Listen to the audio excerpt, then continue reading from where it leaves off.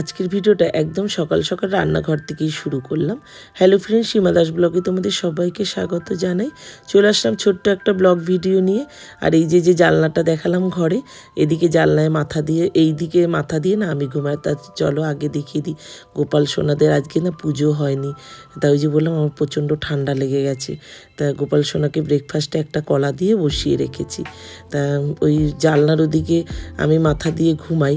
তা কাল রাতে হঠাৎই খুব গরম লাগছিল। কখন যে গরম লাগে শীত লাগে নিজের শরীর নিজেই যেন বুঝতে পারি না আমি, যা হয় এখন। তার জন্য ওই জানলাটা খুলে দিয়েছিলাম। সকালবেলা উঠে দেখি আমার কানের পাশ থেকে টনসিল ফুলে একেবারে একাকার কাণ্ড, প্রচণ্ড যন্ত্রণা করছে। তা যাই হোক, সেই সব যন্ত্রণা করলে তো বসে থাকলে হবে না, সংসারের কাজ তো করতেই হবে, তাই না বলো? তাই জন্য রান্নাটা বসিয়ে দিলাম। ওর বাবা সকালে কাল রাতের মাছ ছিল আর ডাল সেদ্ধ করেছিলাম, সেটা দিয়ে ওর বাবাকে টিফিনটা দিয়ে দিয়েছি। তাই ওই ডালটাই আছে, ওটাই একটু টমেটো দিয়ে ফোড়ন দেবো, একটু পাঁচমিশালি তরকারি করব। আর ওই তোমার একটু মাছের তেল ছিল সেটা দিয়ে, আর বেগুন দিয়ে আর পেঁয়াজ দিয়ে চচ্চড়ি মতন করেছি। আর একটা এই চিকেনের একটা রেসিপি করেছি, দারুণ একটা রেসিপি। যদি দেখতে চাও ইট অ্যান্ড রিপিট চ্যানেলে চলে যাও।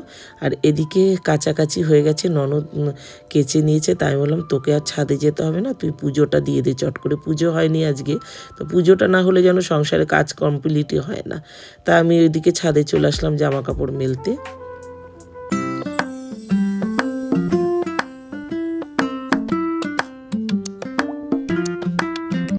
তো জামা কাপড় মেলে চলে আসলাম। এই যে এই সবজিটাকে বসিয়ে রেখে তারপরে গেছিলাম। আর এই যে হলো চিকেনের রেসিপিটা। পুরো রেসিপি দেখতে চাইলে ইট অ্যান্ড রিপিট চ্যানেলে চলে যাও, তাহলেই দেখতে পাবে।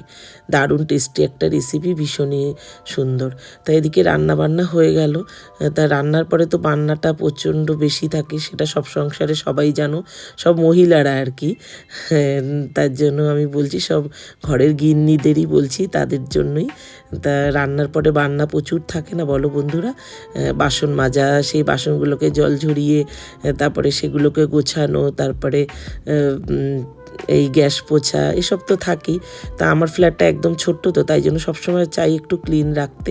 তা এই ফ্ল্যাটটুকুর মধ্যেই আমি আমার ছেলে মেয়েকেও বড় করেছি, মেয়েকেও বিয়ে দিয়েছি এইখান থেকেই।